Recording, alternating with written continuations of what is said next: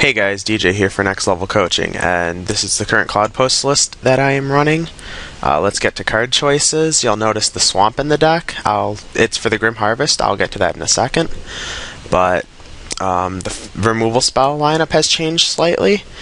We have 2 Firebolt, 3 Flame Slash, and 3 Lightning Bolt. This Lightning Bolt over here used to be a Serrated Arrows, but the current dailies are more Infect aggro, and Serrated Arrows is amazing versus them, but too slow. So that's why there is the 3rd Lightning Bolt. 4 Preordains. I would never play less than 4 in this deck. The Grim Harvest is here. It is a new addition that I've been toying with, and I really like the card. I played when it was constructed, or when it was typed 2, and it was just the card I always wanted to fetch with Mystical Teachings. And because I added the Grim Harvest, I decided to turn the Bojuka Bog into an actual swamp, so we could fetch it with Terramorphic Expanse. And we also have the 4 Prophetic Prisms. So the Grim Harvest isn't till late game anyways.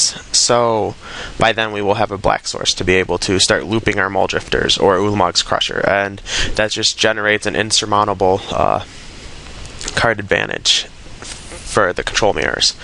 And recurring Crushers should just be able to beat about anything.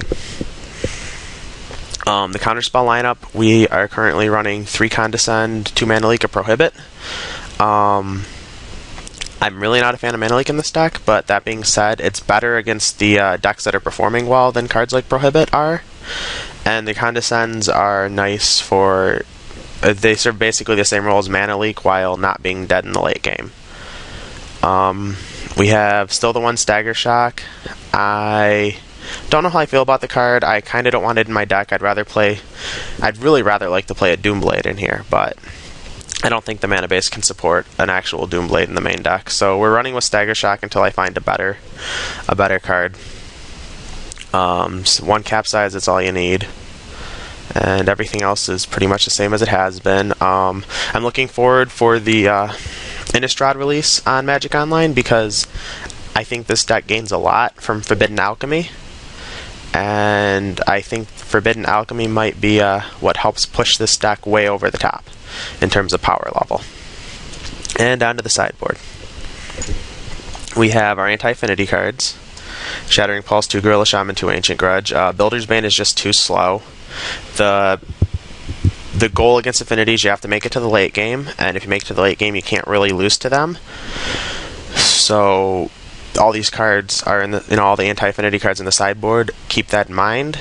We want to get to the late game, so that's what they help us do. Also, we board in a couple Hydroblast against affinity if they're playing Atog, because Hydroblast is pretty much the only way we're ever killing Atog. Against control, our control matchup is kind of rough right now, but there hasn't been a whole lot of control lists. 3-1ing and 4-0ing the daily, so I'm not too concerned about the control list or control matches. The Cloudpost mirror match, post sideboard, we're probably slightly behind because they have between 4 and 7 Stone Rains, and we only have 2. But we do have Grim Harvest main deck, so we should be able to use that, leverage that to our advantage, to where we just don't lose to their Stone Rains, because I'd rather have an active Grim Harvest than a bunch of Earth Drifts in my graveyard in the mirror match. Against Mono Blue, the Mono Blue matchup's pretty strong too. Again, we don't really have anything sideboard for them, but we do have the Grim Harvest, and Grim Harvest and Evoking Muldrifters are a pretty strong way to outpower Mono Blue. Seismic Shudder and Hindering Touch, therefore against the combo matches. Excuse me. The Seismic Shudder in case they empty the Warrenju, and Hindering Touch is, if the game goes later. The combo match is rough, very rough, but sometimes you can win, and you always want to be playing against the basic Landstorm deck, because they can only kill you with Empty the Warrens.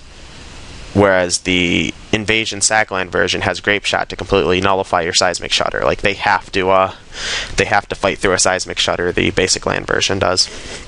The Hydroblast are for against like Goblins and Mono Red Burn. They're also reasonable against the Storm deck. Same thing with Pyroblast.